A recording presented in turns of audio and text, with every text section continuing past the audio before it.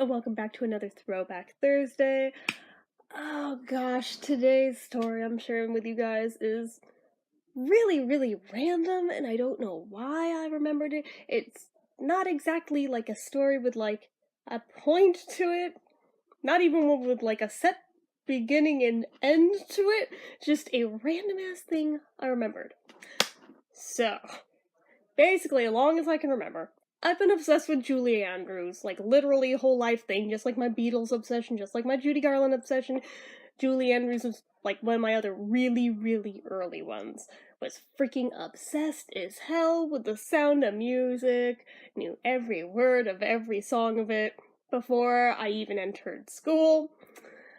I also was well acquainted with a couple other of her films that probably shouldn't have been allowed to watch as a tiny little kid, like Victor Victoria, like S.O.B., yeah, a few others. 10 wasn't one of them. I didn't see that one until I was legit a teenager, but anyway, I can only assume that my very early love of Julie Andrews has everything to do with why this is like a known phenomenon. It's not very common, but it does happen for some people that, okay, so you know when you read things, you have your internal monologue reading voice in your head, and usually it matches your own voice. Mine doesn't. Mine, for whatever the hell reason, has always been Julie Andrews, literally as long as I can remember that I have known how to read. Which, I mean, on one hand, is really friggin' cool because every single thing I read is like having a free ebook by Julie Andrews. On the other hand, there are certain things that I have read that it just makes it downright awkward and probably takes away from the experience at least a little bit, just because the awkward factor. It's impossible to read smut and take it seriously when you're hearing it in Julie Andrews' voice. But anyway, that is not what the story today is. So, when I graduated kindergarten, right, 5 years old, 6 years old, somewhere in there, my grandparents, knowing of my love of Julie Andrews, bought me Mary Poppins on VHS, which at that point I had never seen. They thought I could use some more age-appropriate Julie Andrews movies to add to my repertoire. So, you know, Mary Poppins probably should have been the first one I was exposed to, but no, it wasn't. Actually, I think the very first one was Victor Victoria, so I mean, that probably explains a lot of things, but beside the point. So they gave me Mary Poppins, and obviously I freaking fell in love with it, and was immediately obsessed with it. So obsessed with it. And all the music from it, I just wanted to, like, act out all the songs and sing all the songs along with it, and basically do my own performances of it. But not just Julie's, no, all the songs in it. But one, well actually, no, two in particular are standouts that I just lost my crap over every time they came on.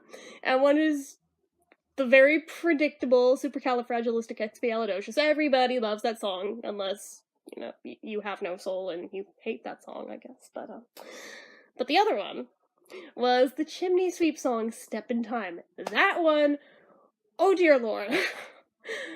So the way that my grandparents' living room was set up, right? So they had the TV down, like, front end of the room, with fireplace next to it, like little ledge I suppose you could sit on. I don't think you're supposed to, but I mean, you could. It was about the height of a bench. And then they had, like, a sofa along one wall. They had a love seat alongside the other parallel wall. They had an armchair towards the back of the room. They had another armchair towards, like, the diagonal corner near the fireplace. So, okay, I would watch Mary Poppins over there, like, every freaking time I came over, which was at least once a week. Yeah, I can talk. Sometimes 2 or 3 times a week. And if no one was in there, when it hit that song, it was time to reenact the scene. And not just reenact it, oh no, but because there was a fireplace in the room, there is all the fireplace tools at my disposal, including a brush looking thingy, so I was like, yes, I can be a chimney sweep along with the song. So I'd freaking be dancing. You know the song. I don't feel like actually singing it, but I would fucking bounce across, like, you know the game most little kids play where, like, the ground is hot lava, don't touch the floor? Yeah. my brain took this to another level. The floor was not hot lava. No. The furniture was the rooftops of London. If I hit the floor, I fall to my death. You know, as any self-respecting 5-year-old would do in such a game, right? You know. So,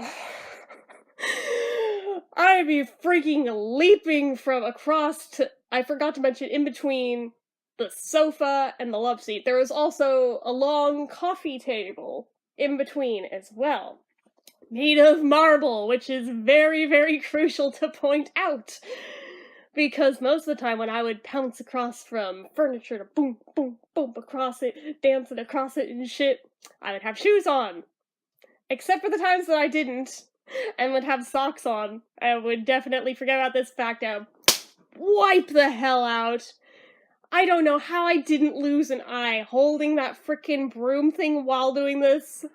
It is anybody's frickin' guess, right? But I got yelled at so many times not to jump and dance on the furniture, or they would take that tape away. And I think at one point they did. But what they weren't banking on was I knew they had another copy of it in their house. Which, if I had been smart, I would have left my copy at home and just watched theirs, but logic. And I think they had to confiscate that one too. But they also forgot that, does anybody remember those Disney sing-along VHS tapes, the ones with the little bouncing ball and everything? One of those also had the freaking song on it. So when all else failed, and they would take away both copies of Mary Poppins, I would just go grab that one and start doing it with that. Eventually I figured out, okay, the second they see I'm putting in Mary Poppins, they know damn well this is going to happen again. So I eventually learned, alright, don't do it in the living room. Downstairs, that TV, and I will just jerry-rig together another situation. It's not as good as, the situation upstairs, but I'll make it work. Got some folding chairs. There was the sofas down there that were like in an L formation. There were some bar stools down there, which, 5-year-old little me decided to jump up on the bar and dance on that. The only time in my life I can say I've technically danced on a bar. Got busted for that too. At least I didn't wipe out on that, because if I had, I probably would have impaled myself on something behind the bar, because, my grandpa actually did legit have a functional bar down in his basement. He had a bartender's license and everything. Like, it was like a legit bar, but, including, like, the fold-up part, and, yeah. It was one of those. I think I only actually pounced up on top of it a couple of times, and I don't think I think I got busted once, but I freaked myself out enough to where I just stopped doing it on my own. When the part that was hinged that would lift up, it started to bow under me, and I was just like, uh-oh, and that was enough to scare me out of jumping up and dancing on that anymore, but didn't stop me from setting up the bar stools throughout the room like a frickin' obstacle course, along with some folding chairs, along with just random chairs that weren't quite folding chairs. Would they be considered stackable chairs? Maybe. I don't know, but there's a bunch of random chairs in there, and I would just, drag them to random points in the room, and this was my new London rooftops I would dance and jump across, and I didn't have the broom downstairs, but that's okay, because I found a regular broom in the garage that would work just as well, if not better, because I felt like, if need be, I could pole vault with this thing. Did not end well for me. Tried it once, broke the broom. Didn't break my neck, so I guess that's a win-win, but, duct tape! Yay! I kind of sort of fixed the broom, and for some reason thought nobody would notice. They noticed. For whatever reason, I would lose my shit over that damn song, and still, to this day, at that part in that movie, that song comes on, I still have to resist the urge to jump up on furniture and just start dancing to it. I'm like, It's been 30 freaking years. Why have I still not outgrown this urge? All I can assume is just must be in my blood. I should have been a performer. I should have been a dancer of some sort. I'm pretty sure. I really should have been, but alas, closest I got was just being on YouTube for you guys. So, yeah, kinda not the same thing. Oh, goodness. Yeah, between that with Step in Time, and then for Supercalifragilisticexpialidocious, just that one I didn't even jump up on furniture. I just freaking danced throughout the room between the furniture that I'd set up that hadn't even gotten that song yet, because the other one happens before Step in Time does. But I would have the furniture set up early, just ready to go. They seem to care less about that situation than the one upstairs for whatever reason, even though I feel like the one downstairs was way more perilous in reality, because any one of those chairs could have easily flipped and led to catastrophe, but somehow didn't. I don't know how it didn't, but yeah, that. Anyway. Again, I told you, there is no real point to this story other than I randomly remembered it was like, oh my god, that was so much fun. Oh my god, I feel like I should tell YouTube about it. I don't really know why other than I feel compelled to. So, here I am sharing it with you guys.